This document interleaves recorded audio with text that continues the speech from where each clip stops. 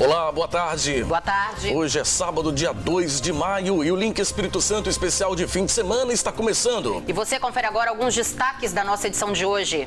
Governador Renato Casagrande anuncia a chegada de 30 respiradores para leitos de UTI. Manifestantes revoltados por não conseguirem sacar o auxílio emergencial colocam fogo em frente a uma agência da Caixa em Vila Velha. O Ministério Público Federal entra com ação na Justiça para que a Caixa adote medidas para reduzir as filas nas portas das agências. Prefeitura de Vitória instala barreira sanitária na rodoviária aqui da capital. Empresa capixaba que produz respiradores fecha parceria com a indústria paulista para atender a demanda no Espírito Santo. Supermercado de Vila Velha fechado depois que 8 funcionários testaram positivo para Covid-19 e outros 14 apresentaram sintomas da doença. E quartel do Corpo de Bombeiros em Vitória passa por processo de desinfecção para proteger quem está na linha de frente de combate à pandemia. E tem ainda as notícias de outras regiões do estado. Tudo isso a partir de agora. O Link Espírito Santo já está no ar.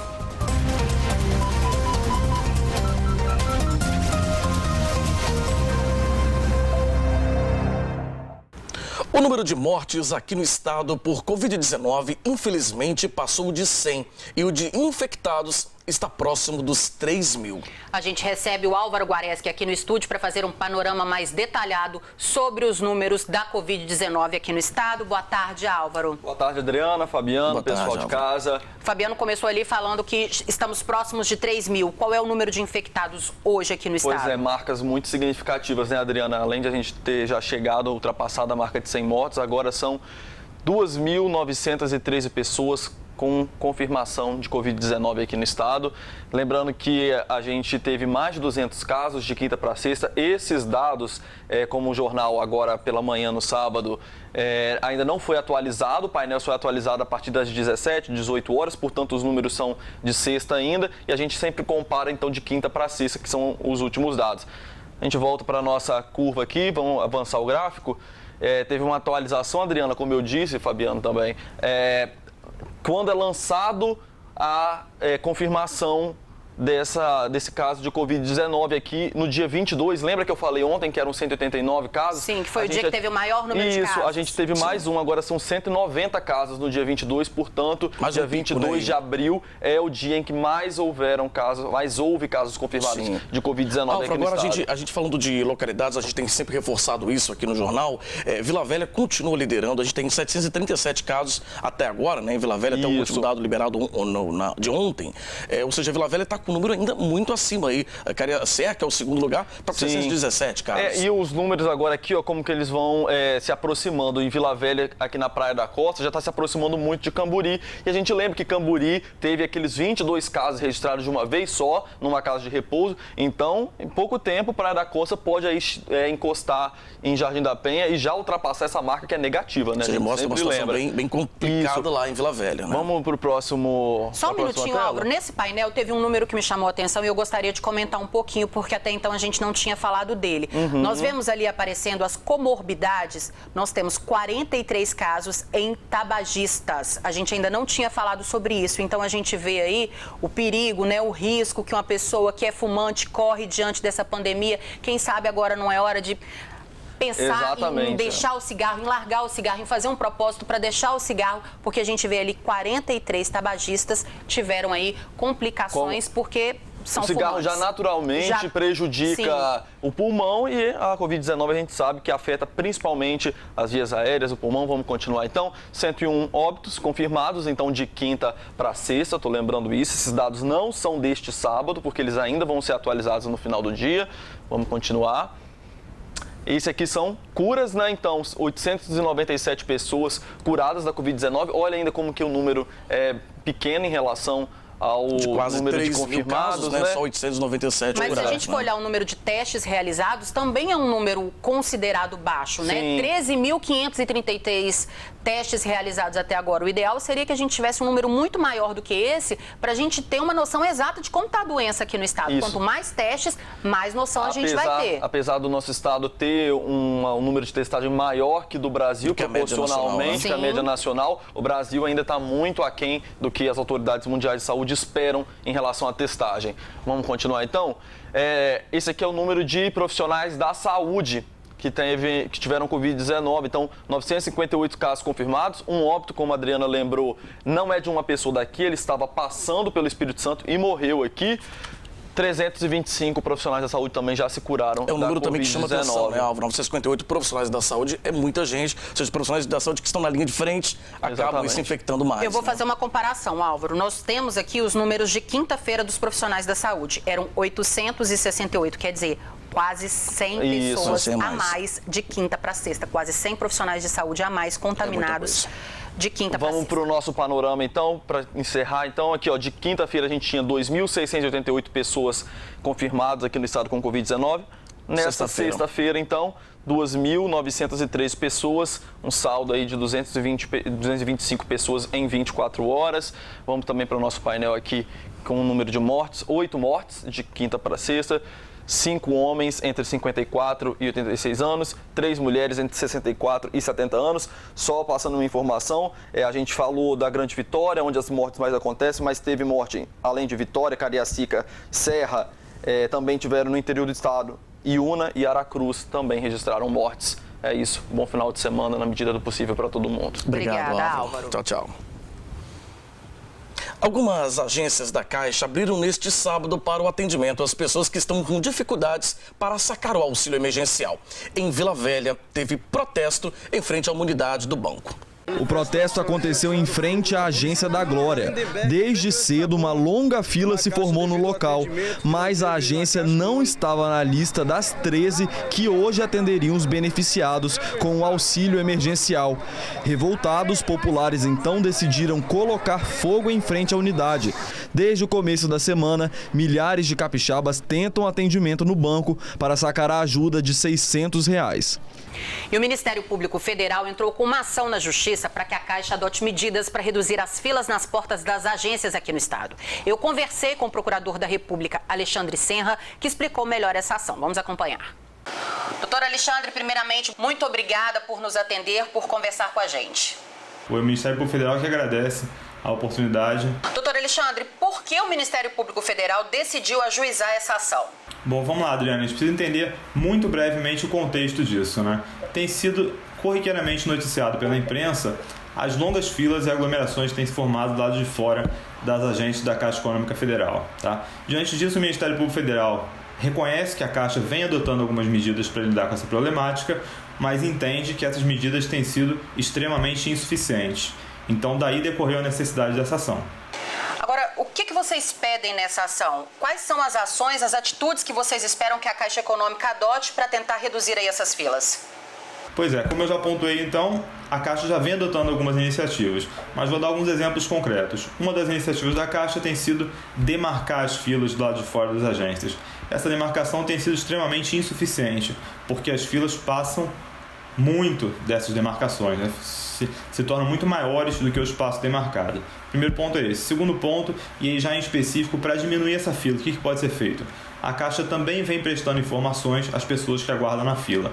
Só que essa prestação de informações por funcionários da Caixa tem que ser mais frequente.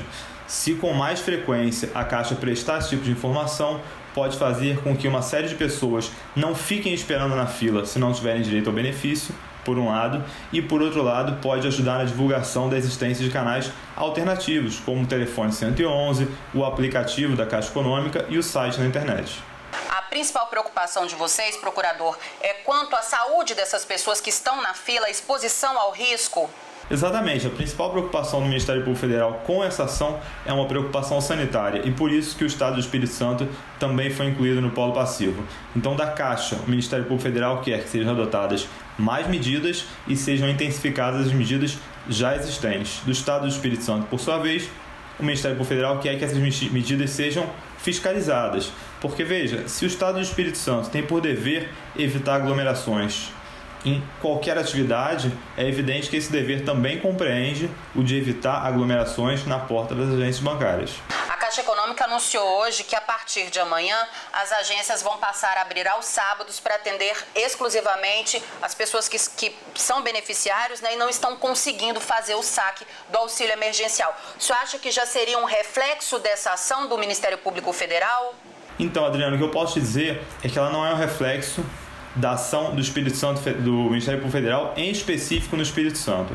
Mas por todo o Brasil, o Ministério Público Federal tem adotado iniciativas similares. Então pode ser um reflexo disso ou não. De todo modo, a nossa tentativa institucional nesse momento é cooperar com a Caixa, com o governo do Estado, para que a gente possa atravessar essa crise da melhor forma possível e com o menor número de danos possíveis causados à população. Doutor Alexandre, vocês já tiveram uma resposta da Justiça quanto a essa ação? Bom, essa ação foi proposta na data de ontem e ontem mesmo o juiz deu o prazo de 72 horas para que a Caixa e o Estado do Espírito Santo se manifestem previamente à apreciação do pedido do Ministério Público Federal. Então, rigorosamente, a gente vai ter o prazo agora de 72 horas para que ambos os réus se manifestem. E quais são as penalidades que a Caixa está sujeita caso não cumpra o que vocês pedem na ação?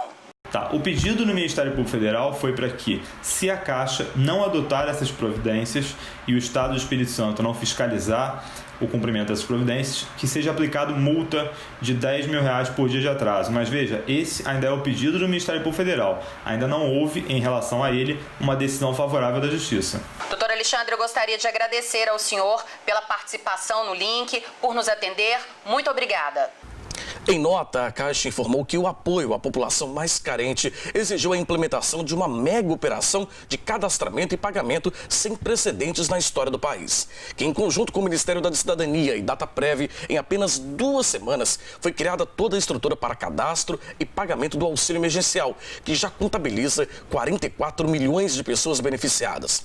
O banco disse ainda que tem feito todos os esforços para otimizar e acelerar o atendimento nos canais físicos e digitais e ressaltou a importância de apenas buscarem as agências as pessoas que precisam realizar serviços essenciais ou os beneficiários que receberam auxílio na poupança social digital e precisam aí fazer o saque em espécie. Uma empresa capixaba que produz respiradores se tornou uma alternativa econômica e rápida para atender a demanda do Estado. E com o aumento da procura pelos equipamentos, foi preciso fechar uma parceria com uma indústria paulista. Os respiradores mecânicos são essenciais para o tratamento da Covid-19. Com os pulmões acometidos pela doença, eles auxiliam a respiração enquanto o paciente se recupera. Em boa parte do mundo, os equipamentos são importados. Aqui no estado, uma fábrica produz 4 tipos de respiradores, mais econômicos e baratos. Essa empresa tem 31 anos. Ela nasceu na união de 2 sócios. Um é meu pai, Humberto Duval, e outro é o Wilson Valadão. Então são 2 médicos, o meu pai é anestesista e o Wilson Valadão é cardiologista. E eles se uniram para construir essa empresa, porque ambos traziam no seu histórico de pesquisa o desejo de construir um ventilador pulmonar mecânico. Esta é a única fábrica de respiradores mecânicos do Espírito Santo. Antes da pandemia, eram produzidos 40 equipamentos por mês, mas com o aumento do número de casos de Covid-19 no Espírito Santo e no Brasil, esse número passou para 200 e todos os respiradores são feitos com material nacional. Isso está dando a gente a possibilidade de ampliar a nossa produção. Hoje, a nossa produção local gira em torno de 200 unidades por mês. Mas a demanda do Brasil, a gente está falando algo em torno de 10 mil, 15 mil unidades. Então, diante desse cenário, a gente está se associando a uma indústria de São Paulo, que também possui registro na Anvisa, onde a expertise dela é aumentar a capacidade de produção.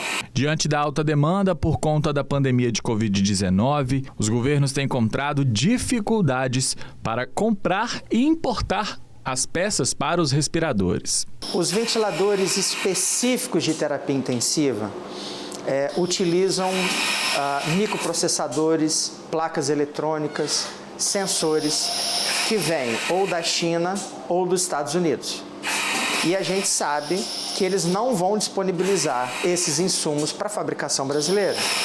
De maneira que essa indústria do Brasil, outras indústrias do Brasil, que dependem desse material, eles não vão conseguir produzir em larga escala. Então, como a nossa tecnologia não depende de material importado, o nosso produto está sendo visto como uma opção para ventilação mecânica na terapia intensiva devido a esse contexto de pandemia. Os respiradores produzidos na fábrica têm como destino pronto atendimentos e unidades de saúde de terapia intensiva do Espírito Santo e do Brasil. É uma maneira bonita de trazer luz ao legado do meu pai, porque ele, como médico, conhecedor da realidade brasileira, ele sempre apoiou, ele sempre abraçou esse discurso de que o Brasil, a indústria brasileira, precisava oferecer para a sociedade brasileira um ventilador pulmonar que fosse simples, robusto, com garantia estendida, econômico e acessível financeiramente. A Prefeitura de Vitória instalou uma barreira sanitária na rodoviária aqui na capital. Quem desembarca passa por uma triagem e, se apresentar sintomas da Covid-19, é encaminhado para o atendimento. Logo de cara a gente percebe que o movimento na rodoviária já não é mais o mesmo.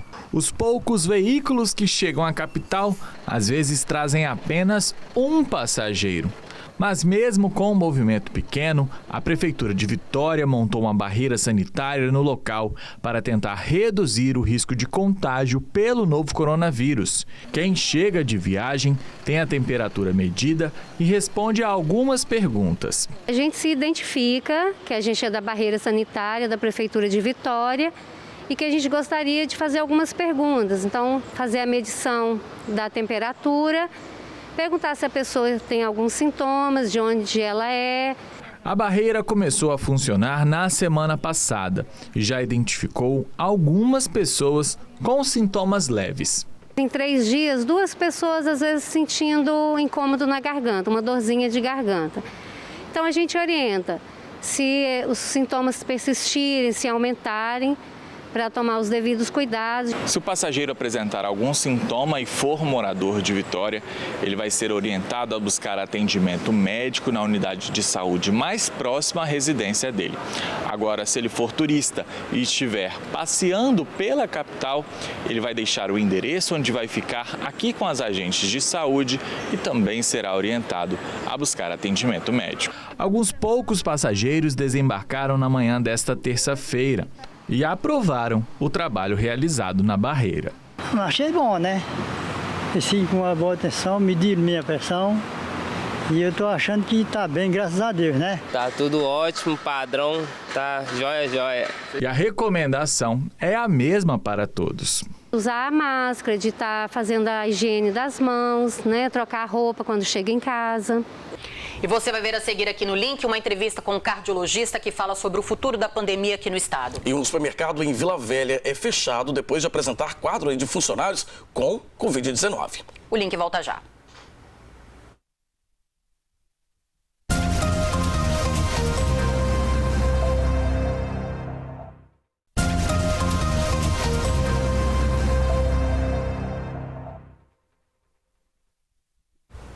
Estamos de volta com o link. O que todo mundo quer saber é quando vamos atingir o pico da curva e quando a nossa vida vai poder voltar ao normal.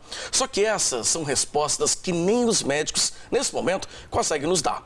O Álvaro Guareschi conversou sobre esse assunto com o cardiologista Dr. Henrique Bonaldi. Vamos acompanhar. É isso mesmo, Adriana, Fabiano, pessoal de casa. Estou aqui com o doutor Henrique Bonaldi, que é cardiologista e vai ajudar a gente a traçar pelo menos um panorama, assim, ver como que está a situação do estado nesse enfrentamento à pandemia. Obrigado pela sua participação, doutor Henrique. Tudo bem, Álvaro. Obrigado vocês aí por estarem disponibilizando esse tempo para a gente passar a informação para frente. Então, doutor Henrique, quando que o senhor acredita que a gente vai ter, assim, o ápice da curva de contaminação e que ela vai começar a cair? Álvaro, isso é muito difícil, porque basicamente nós precisamos pegar aproximadamente 50% a 60% da população para que depois esses indivíduos já contaminados e já com doença resolvida sirvam de um certo bloqueio. Esses indivíduos vão voltar à rua e vão servir como bloqueio.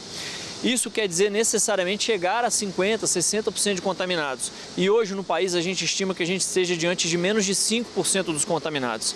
E quanto mais gente contaminada, maior o colapso da área da saúde. Então, por isso, o isolamento, o distanciamento social é importante, para que a gente consiga atingir 50%, 60%, mas de uma forma mais diluída ao longo de tempos. Daí a dúvida, daí a incerteza que nós da medicina temos de quando é que isso vai acontecer, quando que a gente vai conseguir fazer a curva para baixo. Quando o senhor fala esse período todo da pandemia, a gente pode interpretar que não vai ser então a curto prazo que isso vai se resolver? Infelizmente não, Álvaro.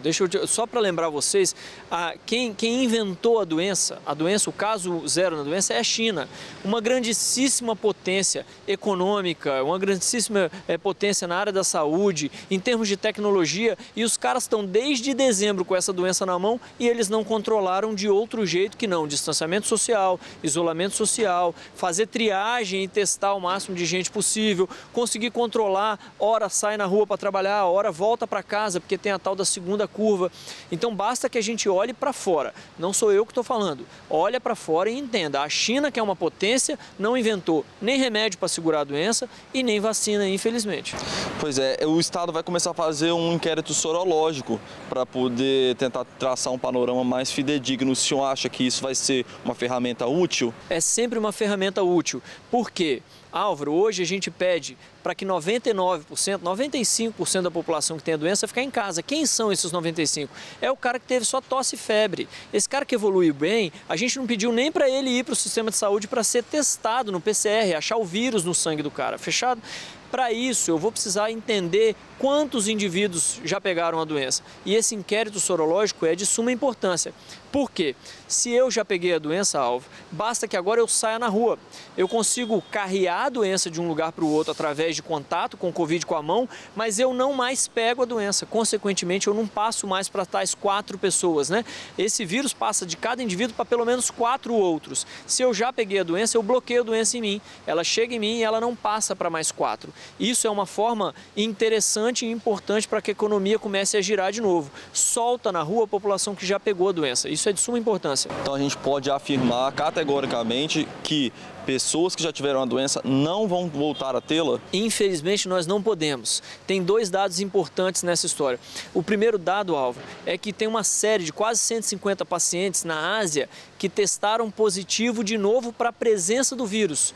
Faz o teste, evolui bem da doença, resolve. Quando começa a fazer sintoma de um outro quadro gripal, os caras resolveram testar de novo. O que tinha dentro do cara? O mesmo vírus. Então a gente não está diante de uma doença que é 100% de certeza. Mas perceba, são 150 casos em milhões de casos no mundo. Então isso é muito baixo, fechado? Isso é importante ser dito. A outra coisa é que existe série descrita hoje, cientificamente, tecnicamente comprovado, que esse indivíduo solta o vírus por urina, por exemplo, por 28 dias. Não é só por 7, 10, 12 dias, como a gente achava. Tanto é verdade que quando você faz sintoma, o pessoal da medicina do trabalho está afastando por 15 dias.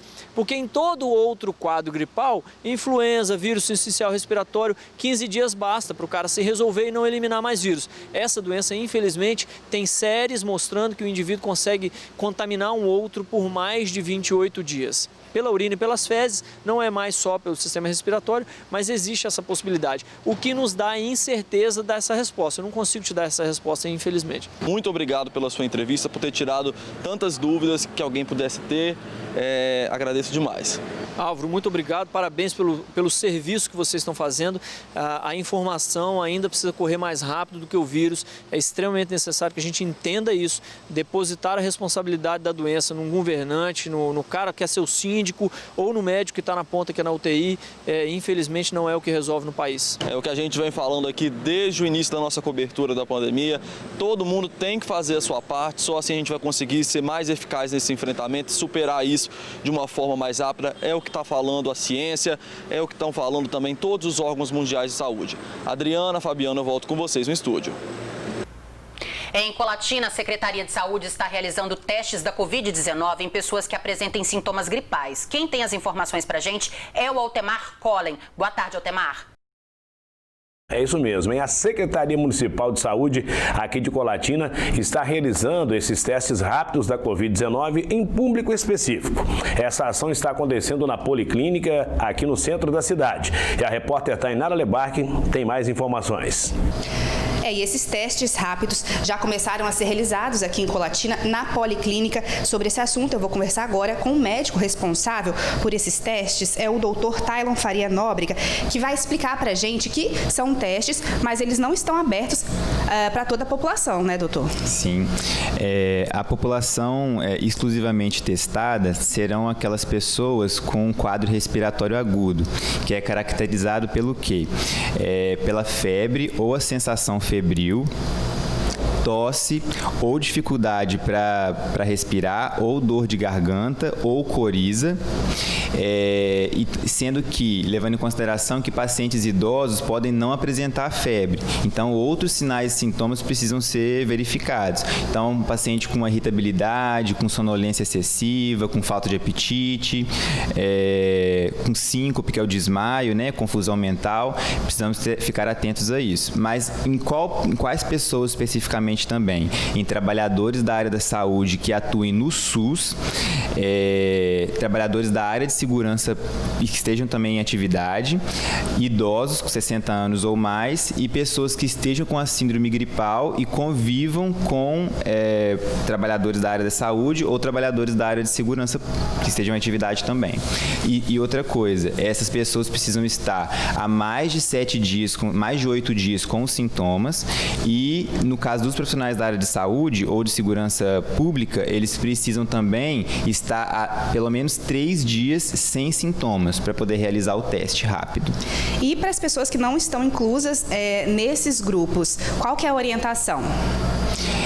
A princípio, se o paciente tem dificuldade respiratória, algum sinal de alarme nesse sentido e uma queda importante do estado geral, é procurar a unidade básica de saúde, o posto de saúde para atendimento e orientação, e o paciente vai ser avaliado. Se ele tiver algum sinal de alarme, algo preocupante, vai ser encaminhado ao hospital, ao pronto-socorro e feitas as devidas orientações. Mas a questão do teste rápido especificamente, só essas pessoas, esse público-alvo que eu expliquei que vai ser testado a princípio, sendo que mais para frente isso pode ser ampliado para outras pessoas também. Mas esse quantitativo que nós recebemos da CESA é específico para essa população citada. Por enquanto, não tem ainda a intenção de abrir para toda a população a testagem rápida em massa? Ainda, nós estamos aguardando um aval do Ministério da Saúde e da Secretaria Estadual de Saúde com relação a isso, mas até então são só apenas essas pessoas mesmo que eu citei. E é tudo novidade, né? Assim, a doença é nova, estamos descobrindo coisas a respeito dela ainda, então a cada dia novos protocolos e diretrizes são liberados, estamos seguindo essas orientações oficiais aí. E doutor, é um teste rápido, né? Dura aí questão de 15 minutos para sair o resultado. Explica pra gente, para essas pessoas que devem vir fazer esse exame, onde, quando, o horário de realização desses testes? Sim, nós vamos trabalhar com a testagem rápida, então, de segunda a quinta-feira, das 13 às 16 horas, né? De 1 até as 4 da tarde, e a princípio não temos um prazo assim delimitado até quando nós realizaremos esses testes, né? Recebemos uma quantidade limitada da CESA e aí, quando esses testes acabarem, aí a gente vai divulgar e explicar que, de fato, eles acabaram. Ok, doutor, muito obrigada pelas suas informações. Eu conversei aqui com o médico responsável pelos testes rápidos aqui em Colatina, que explicou pra gente quem tem o direito de vir fazer essa testagem rápida, dura mais ou menos 15 minutos aqui na Policlínica. São profissionais da saúde, da segurança pública, idosos que estão com o estado o estado gripal, né? O estado de gripe, com alguns sintomas que remetem à Covid-19. Eu volto agora ao estúdio. Obrigado, Tainara, trazendo essas informações importantes aqui para a nossa população. E na noite do último domingo, a PM registrou um assalto a ônibus aqui em Colatina. O homem aproveitou um momento que ficou a sós no coletivo, junto com a cobradora e o motorista, e praticou o crime. Ele estava armado. As imagens não são muito nítidas e foram cedidas pela empresa de ônibus que faz a linha circular 162 em Colatina somente na tarde desta segunda-feira. O assalto aconteceu na noite de domingo por volta das 21h50. O ônibus trafega pelos bairros José Anchieta, Santa Mônica e Fioravante Marino. O homem com uma arma de fogo na cintura embarcou próximo ao pronto-socorro do Hospital Silvio Avidos, no centro da cidade, e anunciou o assalto na entrada do bairro Fioravante Marino. Após pouco tempo, ele levou o dinheiro do caixa e saiu pela porta traseira. Esse é o terceiro assalto a ônibus em Colatina nos últimos 15 dias. A PM esclareceu que as operações continuam sendo feitas e que, com a liberdade de várias pessoas nos últimos dias, com extensa ficha criminal devido à situação da pandemia, essa situação às vezes fica mais complicada, mas a Polícia Militar segue atuando com rigor no combate ao crime.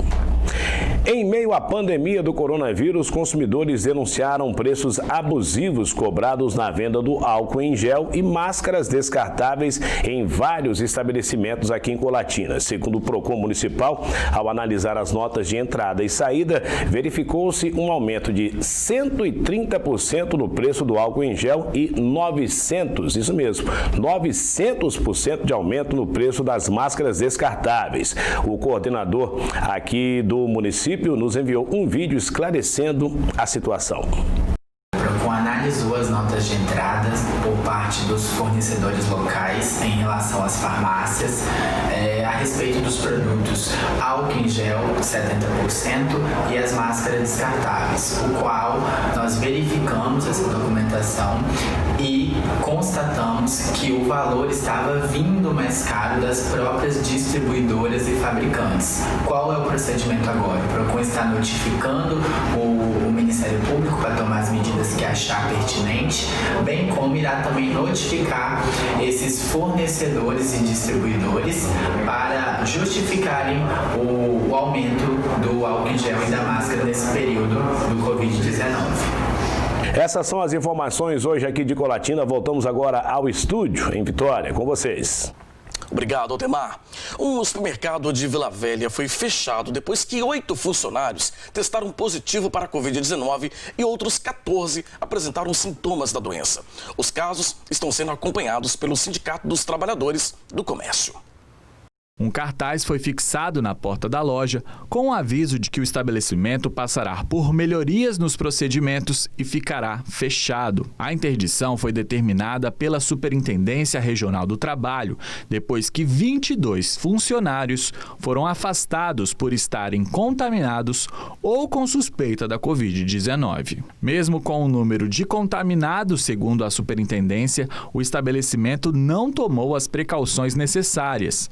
O supermercado, após a confirmação dos primeiros casos, deveria ter seguido um protocolo de busca ativa que estabelece que a empresa faça uma triagem com os funcionários, questionando se eles apresentam sintomas da doença.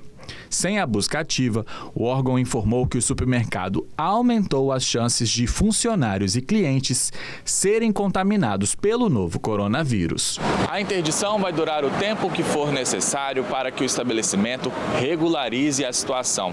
Em nota, o Grupo Coutinho, que administra a rede de supermercados, informou que os funcionários foram afastados, testados e estão em isolamento social.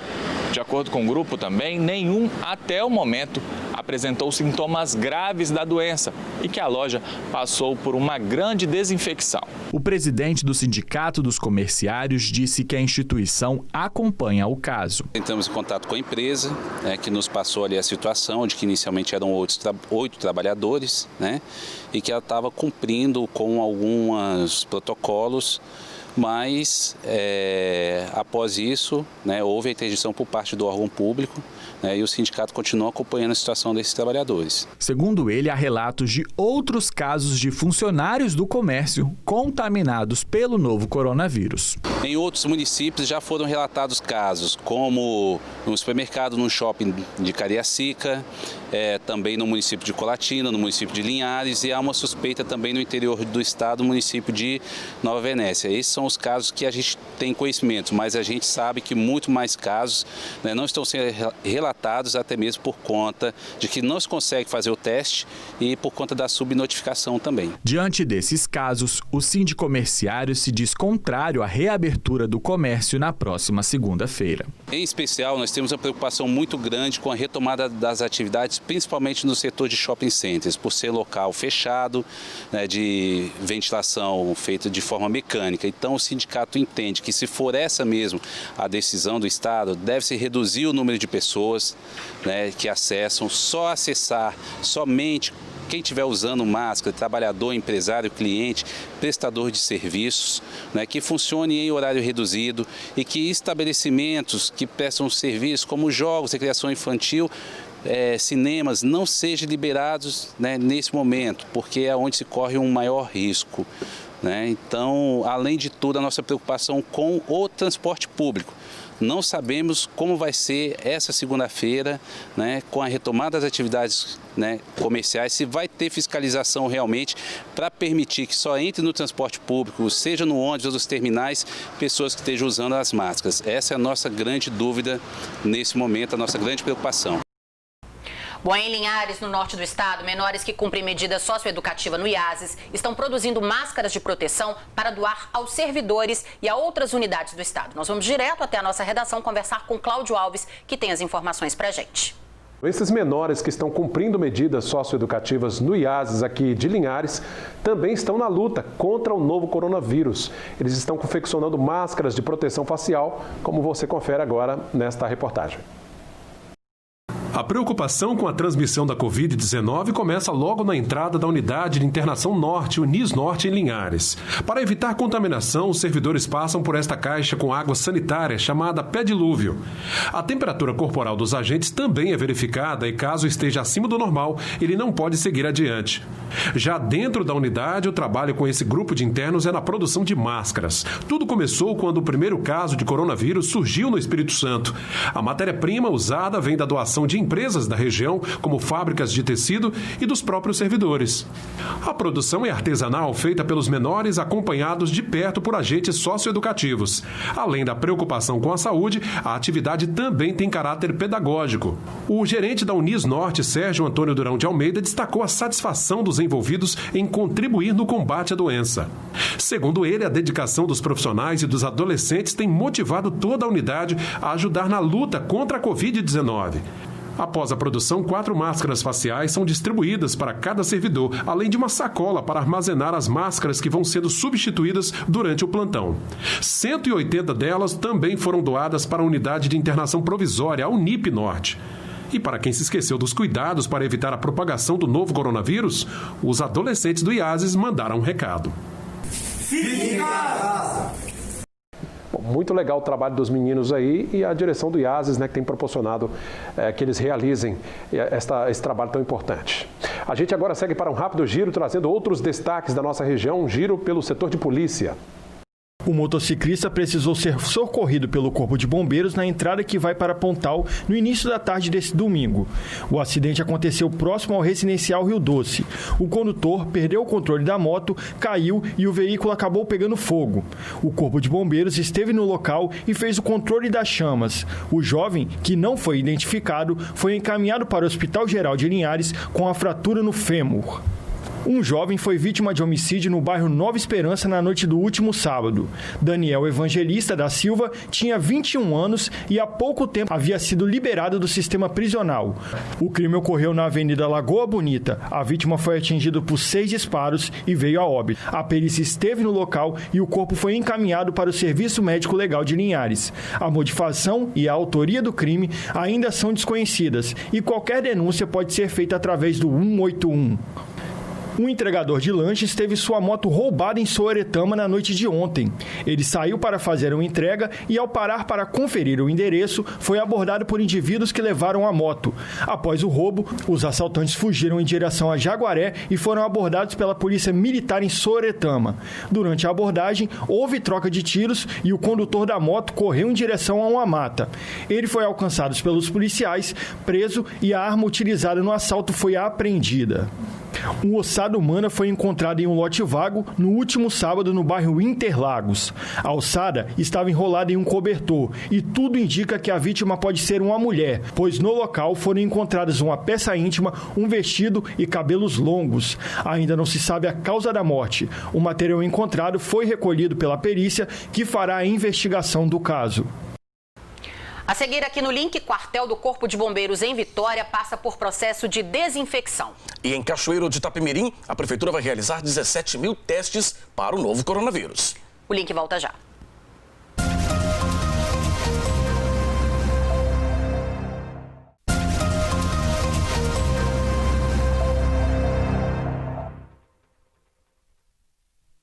Em Cachoeiro de Itapemirim, a prefeitura vai realizar 17 mil novos testes do novo coronavírus. A gente vai direto à nossa redação lá no sul do estado conversar com o Samuel de Fraga, que tem os detalhes. Boa tarde para você, Samuel.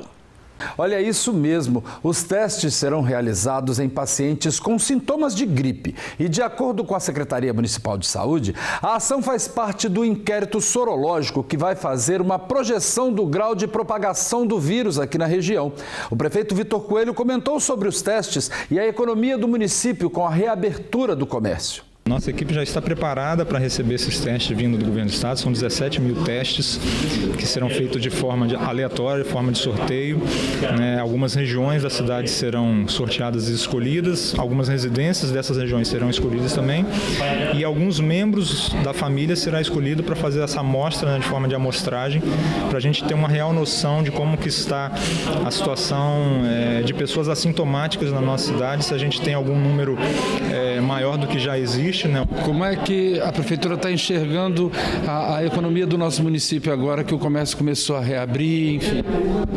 Nós passamos por duas intempéries seguidas, uma enchente maior da nossa história e agora a pandemia do coronavírus, que realmente vai fazer com que o município tenha uma queda brutal de receita, de arrecadação, mas nós preparamos a nossa administração para absorver esses impactos. Teremos que fazer muitos cortes de algumas despesas, mas mesmo assim a gente está lutando e fazendo todo o esforço necessário para que os serviços essenciais permaneçam para ser atendida a população, realmente a população que mais precisa dos serviços públicos, mas tenho certeza que também com muita fé, muito trabalho, a gente vai conseguir mais essa vitória em cima do coronavírus.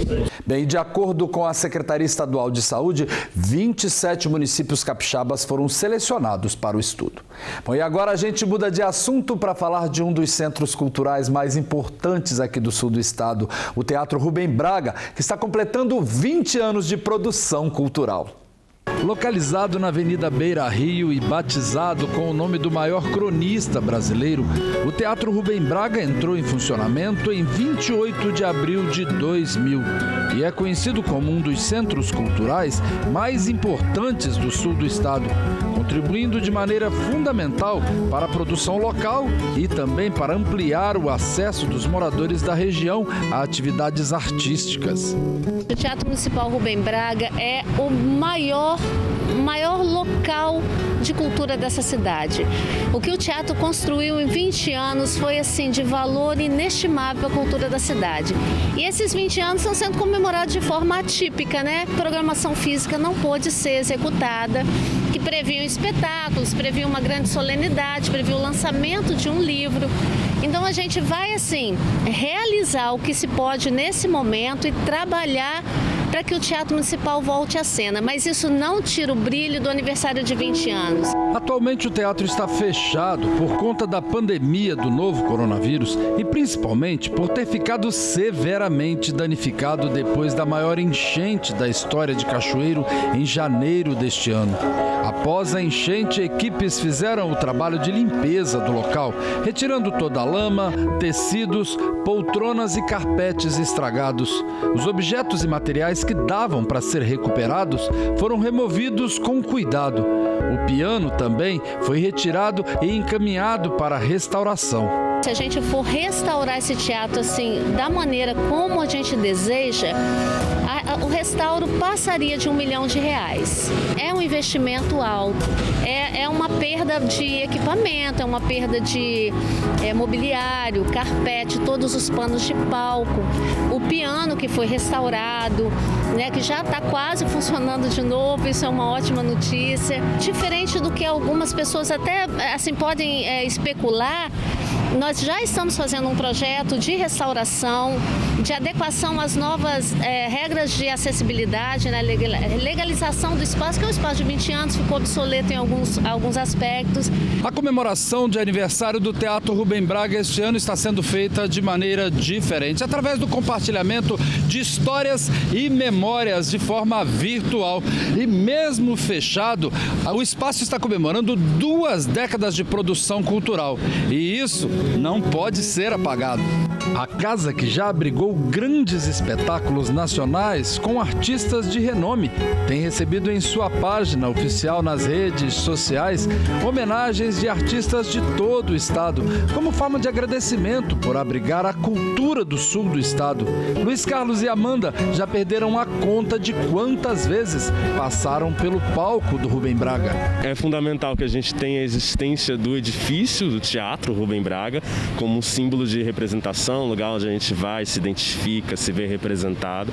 Mas é fundamental também que exista o teatro, a arte, a linguagem teatral, onde a gente possa se manifestar, onde cada pessoa que vem chegando ano após ano nessa linguagem na cidade possa se representar, ter sua arte representada, identificada, como teatro, como música, cinema. É importante que tenhamos arte e cultura em Cachoeiro sempre. É uma comemoração mesmo assim, né? Uma celebração, porque são 20 anos, eu fiz parte dessa história. Eu estava lá na inauguração apresentando criança em 2000 e é uma satisfação de ver o teatro com 20 anos aí existindo e resistindo.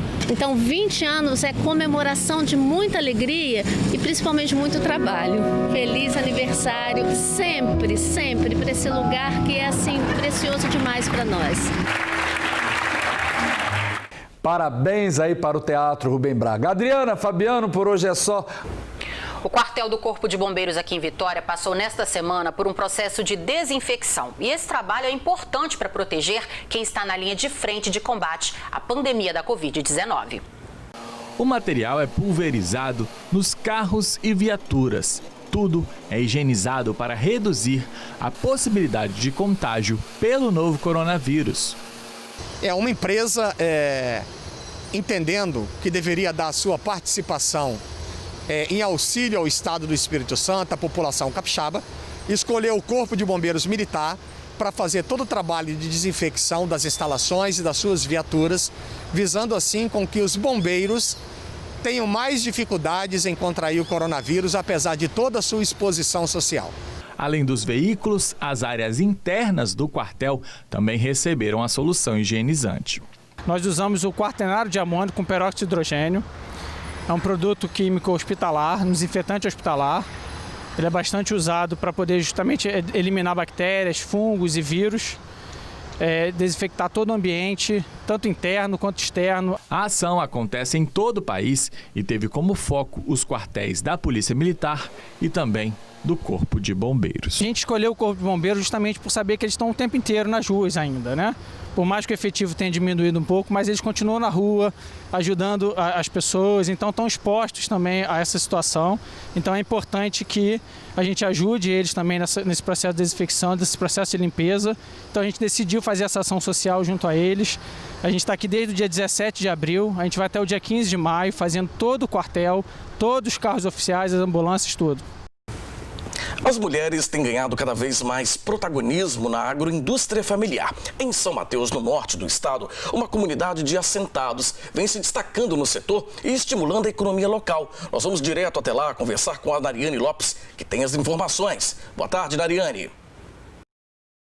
É isso mesmo, as mulheres desempenham um papel fundamental nas agroindústrias e estão conquistando cada vez mais autonomia, autoestima e reconhecimento. Muitas delas, inclusive, mudaram o rumo de suas vidas por causa dos empreendimentos familiares. Esse é o caso das mulheres da Associação dos Pequenos Agricultores do assentamento Zumbi dos Palmares, que fica na zona rural aqui de São Mateus. Eu e o cinegrafista Patrick Gomes fomos até lá lá conhecer essa história. Uma passa massa no moedor, outra corta milimetricamente a porção. Já outras organizam os biscoitos no tabuleiro, que assim que ficam cheios, vão direto para o forno, que é aquecido a lenha. Aí é só ficar de olho. Ainda vamos deixar corar mais um pouquinho, daqui a pouquinho mais vai estar bom. Alguns minutos depois, o saboroso biscoitinho está pronto. O clima é de descontração entre elas. Na fábrica, a venda de biscoitos tornou-se uma das principais atividades e eles fazem o maior sucesso. A receita leva farinha de trigo, açúcar, fermento, leite e margarina. Os ingredientes são comuns e de fácil acesso, mas o segredo para o sucesso do biscoitinho de leite é outro, segundo Lena. O segredo maior é que nós fazemos com muito amor, paixão e coragem mesmo de botar a mão na massa para trabalhar. Mas o biscoito é só um dos produtos feitos na associação. Tudo começou em 1998, quando cerca de 300 famílias chegaram à Fazenda Rio Preto. Pouco mais de um ano depois, o local já foi reconhecido como assentamento de Zumbi dos Palmares, que fica a 60 quilômetros de São Mateus. A concentração de 1998 aconteceu aqui, nesta ponte. Atualmente, o assentamento é dividido em 7 grupos e cada grupo possui 22 famílias. Mas foi no grupo 2 que surgiu a ideia de se criar a Associação de Produtores, que hoje atende a 34 famílias, tem 83 associados e 25 mulheres em atividade direta. A presença feminina em diversos segmentos do mercado brasileiro tem se tornado uma realidade cada vez mais concreta. O trabalho da mulher no campo já é essencial para o desenvolvimento, não apenas da agricultura, mas também do agronegócio. E as agroindústrias dão ainda mais independência para essas mulheres. Antes, a gente vivia da agricultura, da lavoura, do café, da pimenta, Aí vendo a agroindústria, para nós mulheres, foi muito bom. E aqui nós trabalhamos em grupo e principalmente para mim em particular, desde o ano passado isso se tornou uma fonte de renda para me sustentar meus 2 filhos, que eu tenho 2 crianças e sou divorciada, virou uma fonte de renda para mim. Trouxe mais autonomia, a gente é mais independente, a gente pode, não preciso assim, eu preciso de R$10, marido pode me dar? Não, é tipo assim, eu agora tenho meus R$10 e não dependo disso. A Teca, a Tereza Cristina, ela é uma entusiasta muito da evolução da mulher, do empoderamento da gente ser independente, então ela sempre batalhou muito pra gente estar aqui, graças a Deus estamos indo em frente. O empoderamento feminino na agricultura tem ajudado a diversificar o perfil do setor, como no caso da Associação dos Agricultores de Zumbi dos Palmares, que tem em uma de suas atividades a fabricação de biscoito, que nós mostramos no início da reportagem. Foi um sonho onde a gente começou através de poucas mulheres se reunindo, fazendo reuniões, levando as nossas degustações do que a gente sabia fazer, se unindo mesmo para fazer as degustações. Depois daí, a partir daí começamos a buscar parcerias, que aí o Incapé entra, nos ajudando na orientação, como formar a associação, como crescer nessa área. Surgiu uma necessidade lá, uma vontade da comunidade de ter uma agroindústria, E aí eles aproveitaram de um edital da Conab e o Incapé ajudou escrevendo o projeto, encaminhando para lá e eles conseguiram essa aprovação. Mas nem tudo são flores. Tem mercadoria disponível para venda, mas falta o transporte. Foi aí quando, no ano passado, surgiu o projeto CDA, Compra Direto de Alimentos, que é uma parceria entre o Incapé, a Prefeitura Municipal e as associações da região, que trouxe esperança para as mulheres do assentamento. Antes a gente trabalhava, a gente não tinha transporte para vender os nossos produtos lá fora, E agora facilitou muito, porque além da gente estar entregando os biscoitos que a gente faz aqui na fábrica, a gente tem a oportunidade também de estar entregando nossos produtos da roça, como abóbora, aipim, temperos verdes, esses produtos que a gente já produzia nas roças. A prefeitura vem cá, pega esses alimentos e leva, e lá eles fazem a distribuição para esses projetos. E por hoje é só, Fabiano e Adriana, eu volto com vocês aí no estúdio. E o Link Espírito Santo deste fim de semana fica por aqui. Muito obrigado pela sua audiência e pela sua companhia. Para você, uma ótima tarde e um bom fim de semana. E você já sabe, para ficar muito bem informado a qualquer hora, é só acessar sinoticias.com.br. Uma ótima tarde até segunda-feira. Record News, informação para você crescer.